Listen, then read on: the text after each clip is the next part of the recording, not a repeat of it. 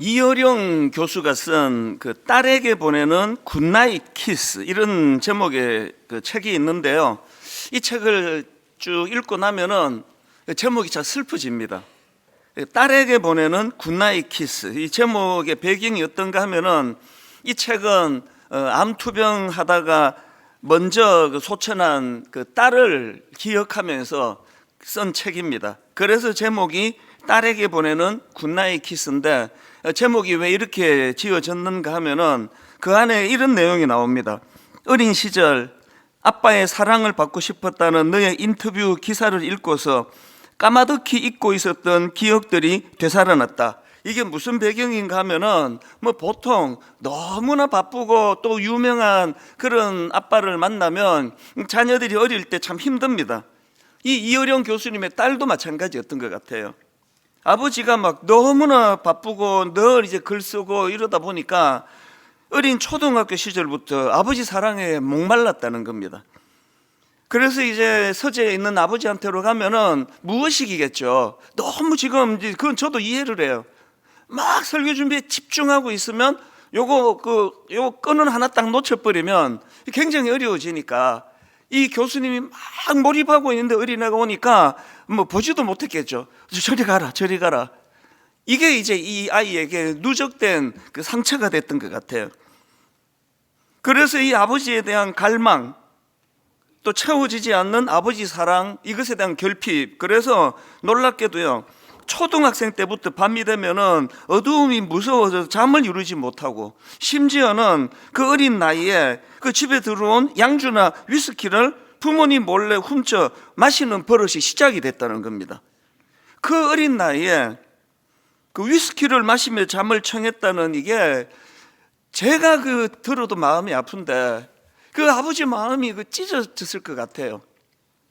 너무나 바쁘게 살다 보니까 젊은 아빠는 이런 딸의 고통을 전혀 인식하지 못하고 그렇게 지내다가 나중에 이제 그 내용을 다 알고 나니까 너무나 미안한 마음으로 쓴 책이 딸에게 보내는 굿나잇 키스.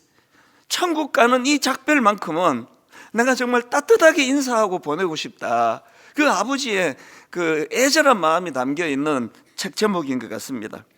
그 책 내용 중에 보면은요, 이런 말도 합니다. 너가 서재 문을 두드리는 소리를 아빠는 듣지 못했다. 나에게 다가오는 발자국 소리를 듣지 못했다. 나는 글을 쓰는 시간이었고 너는 잠자리에 들 시간이었다.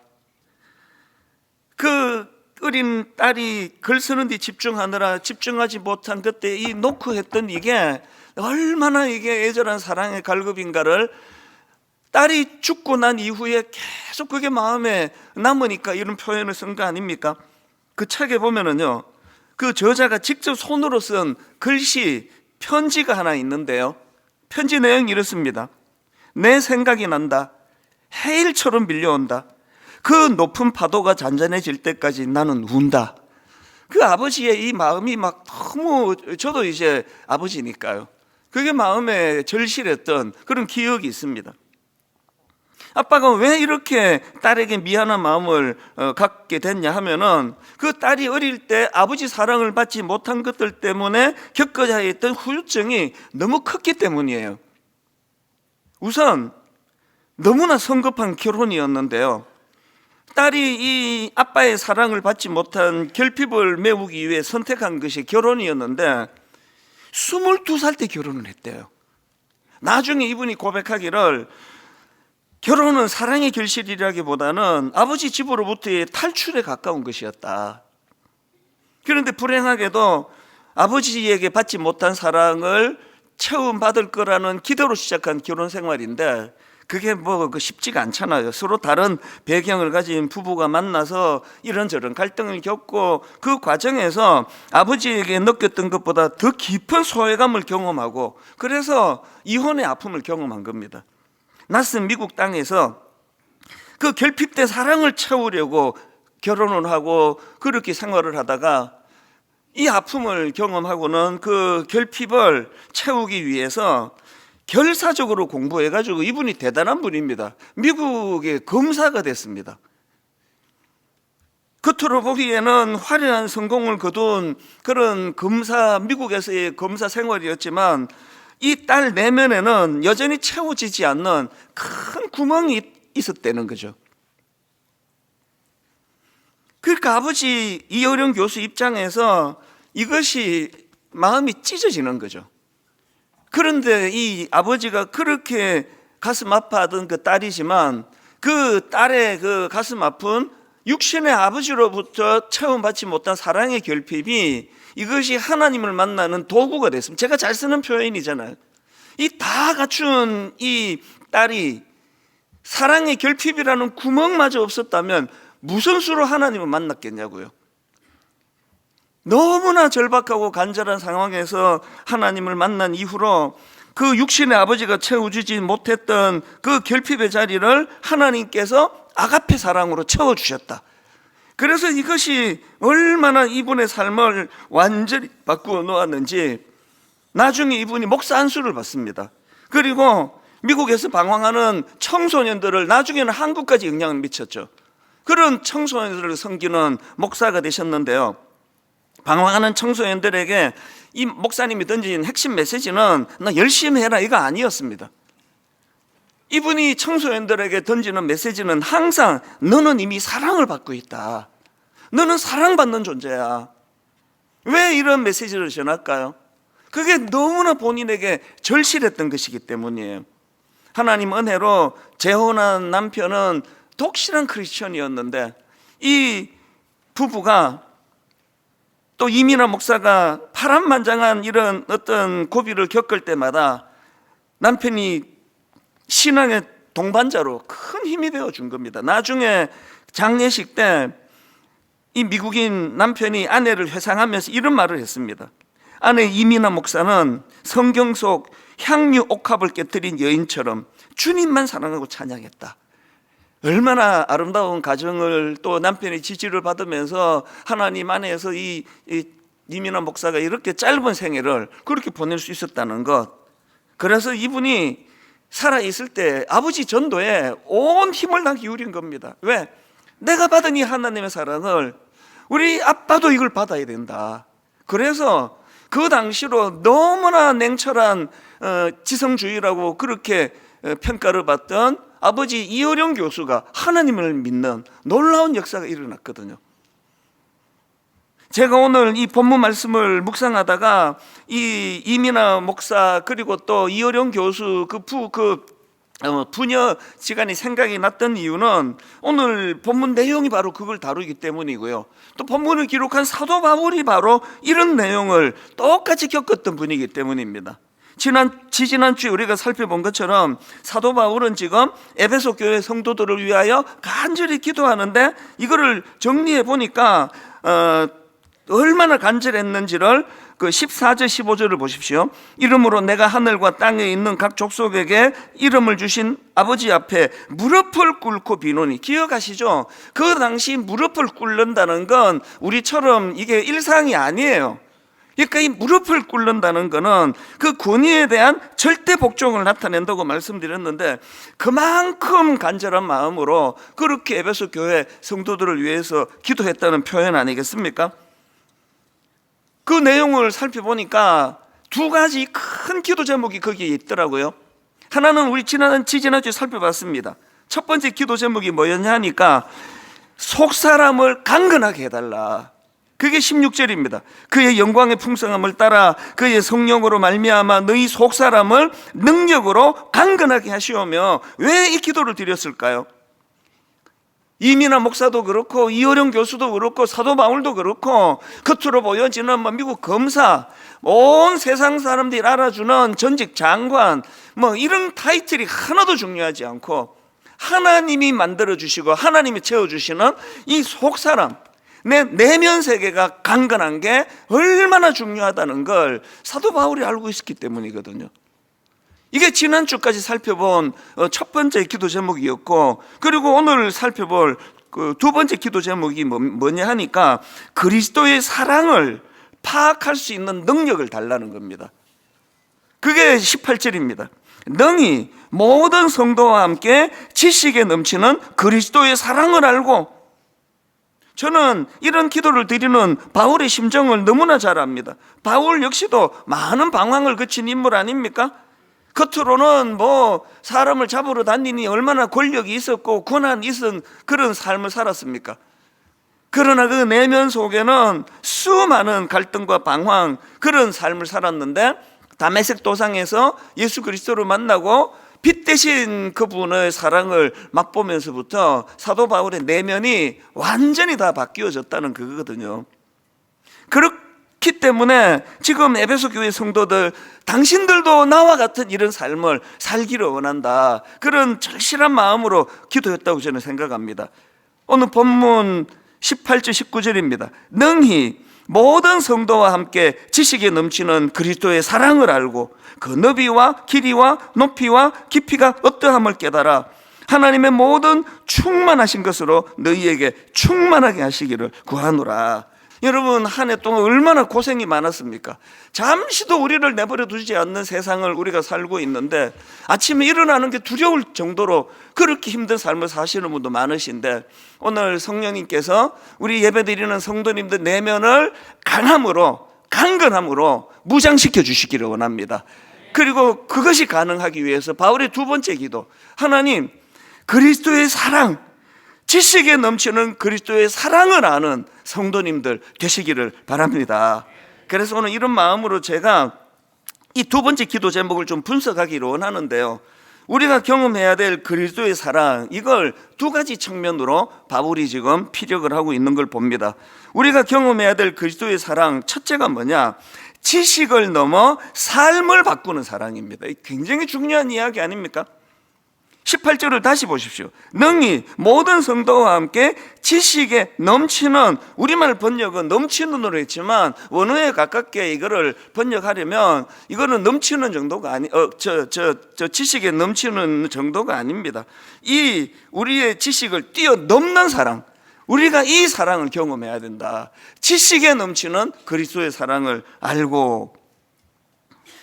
여기가 참 이게 좀 묘한 표현인 게요, 한편으로는 사랑을 알라고 지금 강조해놓고 또 다른 한편으로는 그 지식에 머물면 안 된다는 얘기를 하잖아요. 지금 하나님 사랑을 알아야 된다, 이건 지식인데 지식을 뛰어넘는 사랑을 해야 된다. 이게 바울이 갖고 있는 절실함이에요. 지금 사도 바울은 이 지식이라는 게 정보나 이론 이런 것이 아니라, 여러분들이 뭐 지식을 뭐 주일학교 때부터 다니면 다 아시잖아요. 여기 벽에 붙어 있는 하나님은 사랑이시라, 눈도 안 가실 거예요. 너무 잘 아는 말씀이래 가지고. 바울이 말하는 지식은 이런 지식이 아닙니다. 누구나 다 아는 그런 정보가 아니라, 이론적으로 말하는 사랑이 아니라, 여기서 그리스도의 사랑을 알고 할 때 이 알고는 경험으로, 관계 속에서 경험으로 아는 알물 이야기합니다. 이어령 교수의 딸 이민아 목사가 미국 검사 자리를 내려놓고 목사가 되어서 청소년 사회에 뛰어들 수 있었던 것도 이 지식을 뛰어넘는 그리스도의 사랑, 지식에 넘치는 그리스도의 사랑, 그것을 경험했기 때문 아닙니까? 그건 사도 바울도 마찬가지고요.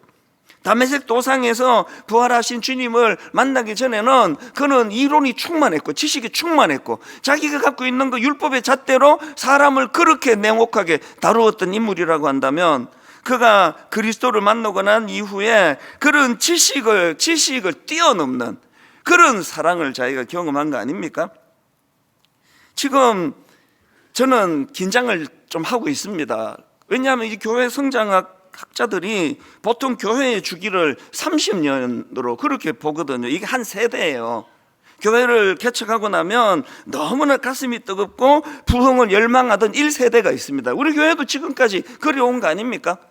그분들이 40대 초반, 또 50대 초반, 거기에 이 교회의 부흥을 위하여 모든 걸 다 걸으면서 여기까지 달려왔단 말이죠.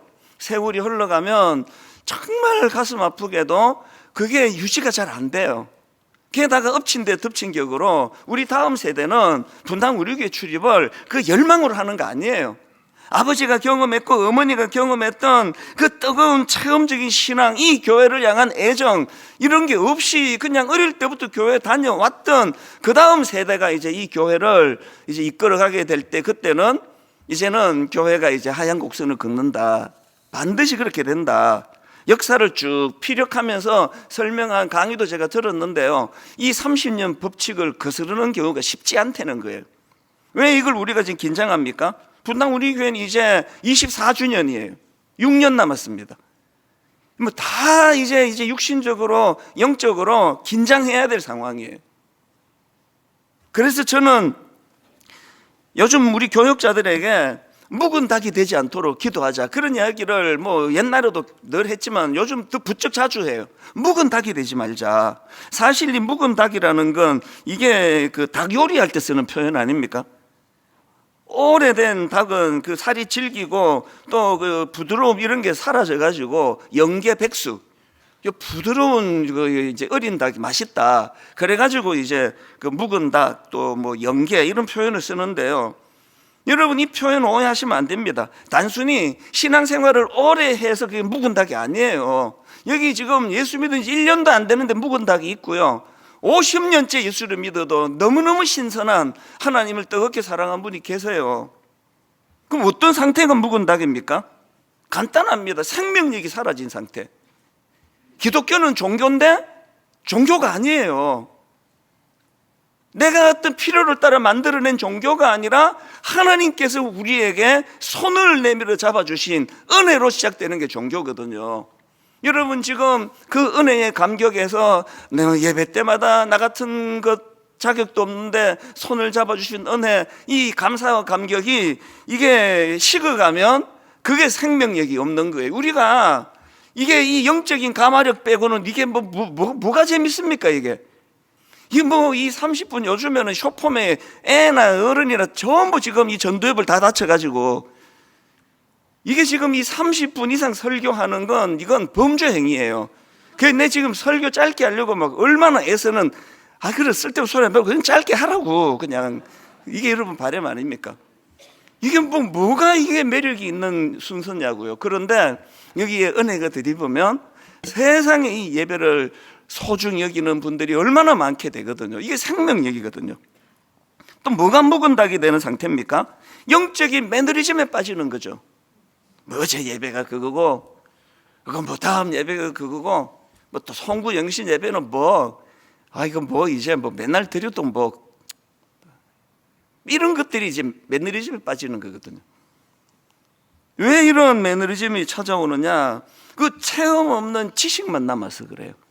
매 예배 때마다 눈에 보이는 설교자를 뛰어넘는 하나님의 터치를 경험하고 거기에 마음이 뜨거워지고, 그게 묵은 닭이 아니라는 뜻이거든요.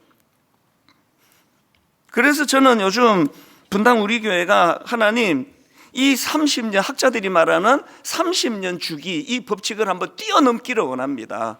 올해부터 내년부터 새로 1주년이 돼가지고 그러면 이제 한 30년 또 갈 거 아닙니까?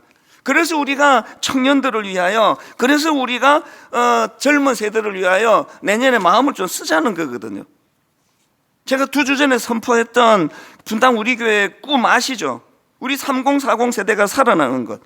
가장 그 어린 아기 때문에, 그리고 회사에 가서도 일이 많은 연령이기 때문에 너무너무 분주하고 정신이 없고, 그래서 예배의 은혜를 놓치기가 쉬운 3040 세대를 위하여 교회가 어떻게 뭐라도 제공하면 좋을까. 그래서 여러분, 이제 저희들이 꿈꾸고 있습니다. 이제 2월 달부터 한 달에 한 번씩 완전히 예배 분위기, 예배 순서, 예배 다 바꾸고 너무너무 자유롭게 우리 젊은 세대가 춤을 추는 그런 예배를 한번 만들어 보자. 여러분 기도해 주세요. 그래서 우리가 이런 지금의 우리 예배 포맷도 너무 은혜롭지만 이게 지금 24년 동안 너무 똑같이 진행되기 때문에 하나님 한 달에 한 번 완전히 격식을 뛰어넘어서 주님께만 몰입하는 그 젊은 세대만이 아닙니다. 저만 가슴이 벅찬 거 아니시죠? 2월 넷째 주 기대하시라. 개봉박두. 지금 우리 이동선 목사님하고 어제도 막 한참 이 문제를 가지고 고민하고 막 미국에 은혜로운 예배를 뭐 마음 같아서는 막 한번 탐방을 나가고 싶은 마음이에요. 직장과 가정에서 치열하게 살아가는 그들이지만 하나님, 그들이 분당 우리 교회 주인들입니다. 그들이 아버지 30년의 법칙을 깨트릴 수 있는 주역들인데 그들이 영적으로 살아나기를 원합니다. 이게 내년에 우리 꿈이에요. 그런가 하면 두 번째 꿈 뭐라 그랬죠? 젊은 세대뿐만이 아니라 젊은 시절에 가정을 위하여, 그리스도를 위하여, 교회를 위하여 헌신했던 우리 어른들이 세월이 흘러 60대가 되고 70대가 되고 80대가 되는 그 어른들이 너무나 행복한 교회가 되도록 우리 어른들이 아이디어를 좀 많이 주세요. 우리 이렇게 하면 우리 행복하다. 여러분들이 하나님 앞에서 꿈을 꾸시면서 3040 세대가 살아나고 50, 60, 70, 80, 90 100세 이상을 살아가 이 시대에 나는 분당 우리 교회에서 내 인생이 너무 행복합니다. 이걸 꿈꾸는 교회가 되기를, 이번만 좀 크게 아멘 해주세요. 네, 미리 예고합니다. 이런 걸 꿈꾸는 교회가 되기를 바랍니다. 그러려면 어떻게 해야 되느냐? 묵은 닭이 되지 않도록 하나님. 시편 34편 8절 너희는 여호와의 선하심을 맛보아 알지어다. 이게 지금 바울이 말하는 경험하는 사랑이에요. 이론으로, 지식으로 벽 보면서 저 맨날 내가 어릴 때 봤지, 하나님은 사랑이시라고. 근데 그게 뭔지 나 머리로는 아는데 나는 경험을 못 해봤어. 여러분, 내년에 이게 이렇게 생각하는 여러분에게 도전하는 한 해가 되기를 바랍니다. 이민아 교수를 보세요. 하나님의 사랑은 너무나 실제적이에요. 어릴 때 여러분 그 초등학교 아이가 부모 몰래 위스키를 마셔야 잠이 오는 그 어릴 때부터 받은 상처를 치유해 주는 능력은 하나님의 사랑이에요. 그 아가페 사랑으로. 그래서 여러분, 두 번째가 우리가 경험해야 될 그리스도의 사랑이 뭐냐? 상황을 견디게 하는 압도적인 사랑입니다. 19절을 보세요. 그 너비와 길이와 높이와 깊이가 어떠함을 깨달아 하나님의 모든 충만하신 것으로 너희에게 충만하게 하시기를 바라노라, 구하노라. 여기 나오는 너비는요, 그리스도의 포용적인 사랑이에요. 그리스도의 사랑이 유대인과 이방인들 이런 거를 구분하지 아니하고 그리스도의 사랑이 은혜를 구하며 그분 앞에 나오는 그 누구라도 받아주시고 수용해 주시는 그 너비의 사랑. 그래서 나는 사랑받을 자격이 없어요라고 말할 수 없는 너비의 사랑. 그런가 하면은 두 번째가 길이에요. 길이. 이거는 지속적인 사랑을 강조하는 겁니다. 요한복음 3장 13장 1절에 유월절 전에 예수께서 자기가 세상을 떠나 아버지께로 돌아가실 때가 이런 줄 아시고 세상에 있는 자기 사람들을 사랑하시되 끝까지 사랑하시니라. 그래서 이민아 그 목사님이 청소년들에게 너 잘 살아야 된다, 바로 살아야 된다, 열심히 살아야 된다, 그게 아니라 너는 하나님의 사랑을 받는 사람이야. 이게 끝까지 사랑하시는 사랑이에요.